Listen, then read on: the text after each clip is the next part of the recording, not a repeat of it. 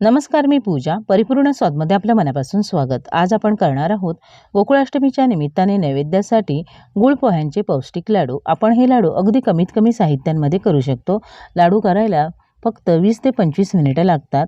आपण हे लाडू एक वेळ करून महिनाभरासाठी हवाबंद डब्यात भरून ठेवू शकतो.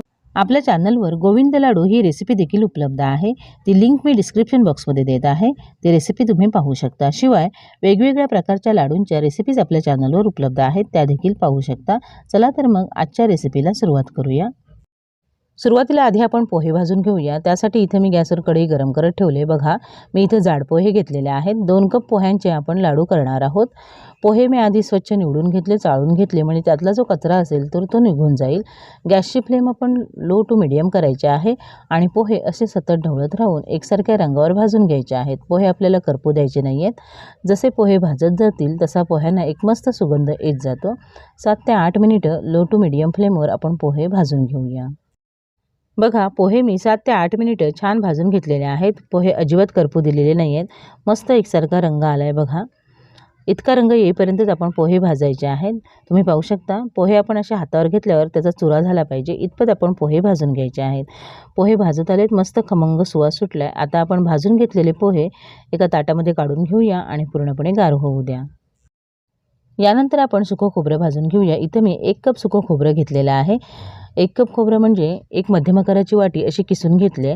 खोबरं किसताना हलक्या हाताने किसायचं, म्हणजे ते छान एकसारखं बारीक किसलं जातं. कढई आधीच गरम आहे, म्हणून लो फ्लेमवरच आपण खोबरं भाजून घेणार आहोत. हलका सोनेरी रंग येईपर्यंत आपण खोबरं भाजून घेऊया. बघा, खोबरं मी लो फ्लेमवर भाजून घेतलं. अजिबात न करपता मस्त एकसारखा सोनेरी रंग आलेला आहे. खोबरं भाजून झालं. आता आपण एका दुसऱ्या भांड्यात काढून घेऊया आणि खोबरं गार होऊ द्या, तोपर्यंत पुढची तयारी करूया.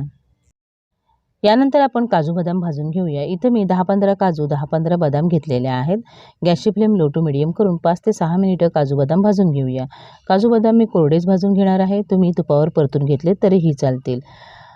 इथं मी काजू बदाम घेतले. तुम्ही अर्धा कप शेंगदाणे भाजून घेतले तरीही चालतील, किंवा तुम्ही काजू बदाम आणि शेंगदाणे घेतले तरीही चालतील. आता आपण असं सतत ढवळत राहून काजू बदाम छान भाजून घेऊया. बघा, काजू बदाम भाजून झालेत. काजू बदामना हलका सोनेरी रंग आलेला आहे. आता आपण गॅस बंद करूया. भाजून घेतलेले काजू बदाम आपण एका ताटामध्ये काढून गार करून घेऊया. आपण अशी सर्व साहित्य व्यवस्थित भाजून घेतले, म्हणजे आपले लाडू जास्त दिवस टिकतात. आपण भाजून घेतलेले पोहे पूर्णपणे गार झालेत. बघा, मस्त कुरकुरीत झालेले आहेत. आता आपण हे पोहे मिक्सरला लावून याचं रवाळ पीठ तयार करून घेणार आहोत. अगदी बारीक पण पीठ करायचं नाही आहे. रवाळ पीठ झालं म्हणजे लाडू खायला छान दाणेदार लागतात.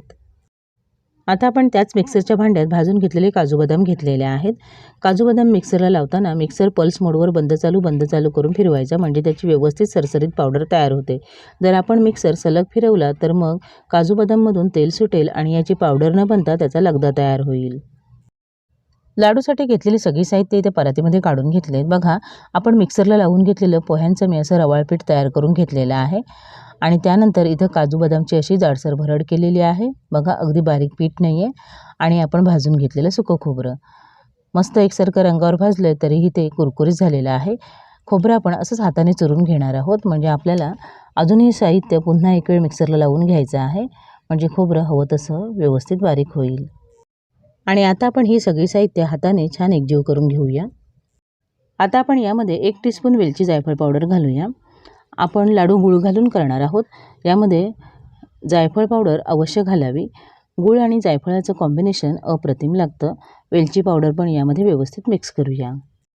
सगळे साहित्य मिक्स करून झालेत. आता आपण यामध्ये गूळ घालूया. इथं मी 1 कप सेंद्रिय गूळ घेतलेला आहे आणि गूळ मी असा अगदी बारीक चिरलेला आहे.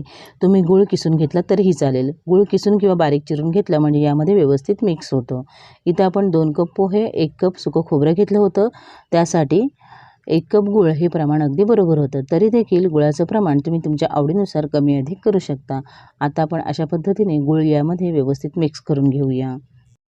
यानंतर आपण यामध्ये 2 टेबलस्पून साजूक तूप घालूया. बघा, साजूक तूप अगदी घट्टही नाही आहे किंवा अगदी सैलसर देखील नाही आहे. हे मिश्रण थोडंसं कोरडं आहे. याचे अगदी सहज लाडू वळले जाणार नाहीत, म्हणून आपण गरजेनुसार साजूक तूप घालायचं आहे. आत्ताच साजूक तूप घालायचं.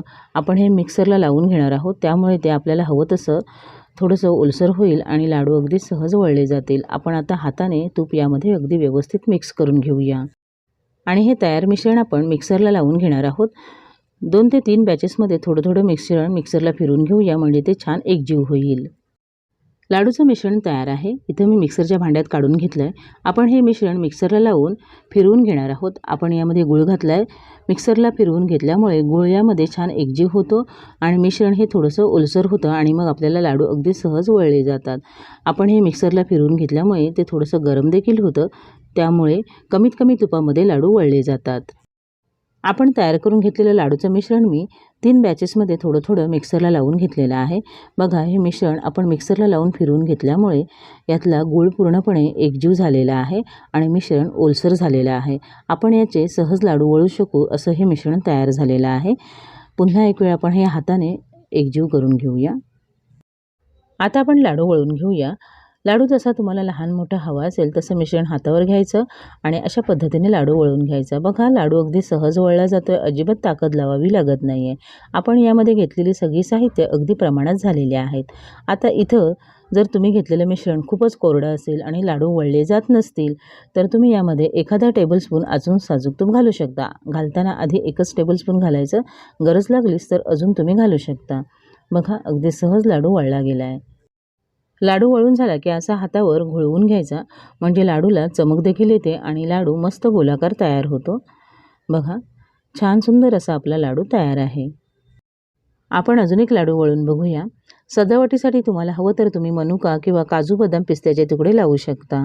आपल्या चॅनलवर एकही थेंब तुपाचा न वापरता केलेले गोविंद लाडू उपलब्ध आहेत, ती रेसिपी पण तुम्ही पाहू शकता। बघा, दुसरा लाडूही अगदी सहज वळला जातोय। पटापट लाडू वळले जातात, अजिबात वेळ लागत नाही।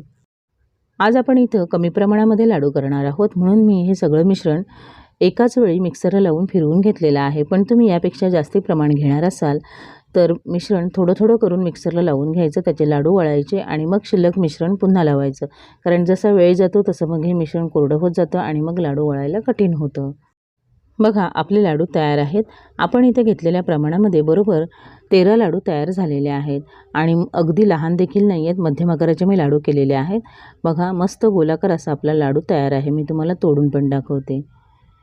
तुम्ही पाहू शकता लाडूचं कसं दाणेदार टेक्स्चर आलेलं आहे आणि लाडू अजिबात कडक होत नाहीत किंवा अगदी भुसभुशीत देखील होत नाहीत। तयार लाडू तुम्ही येणाऱ्या गोकुळाष्टमीला नैवेद्यासाठी अवश्य करून बघा। हे लाडू आपण एक वेळ करून महिनाभरासाठी हवाबंद डब्यात भरून ठेवू शकतो आणि हवं तेव्हा खाऊ शकतो। अशाच पद्धतीने लाडू घरी करून बघा। रेसिपी आवडली तर तुमच्या प्रतिक्रिया कमेंट बॉक्समध्ये अवश्य कळवा। माझ्या अशाच नवनवीन रेसिपीजसाठी परिपूर्ण स्वादला सबस्क्राईब करा। व्हिडिओ आवडला तर नक्की लाईक करा आणि तुमच्या मित्रमैत्रिणींसोबत शेअर करा। पुन्हा भेटूया अशाच एका नवीन रेसिपीसोबत। पूर्ण व्हिडिओ पाहिल्याबद्दल धन्यवाद।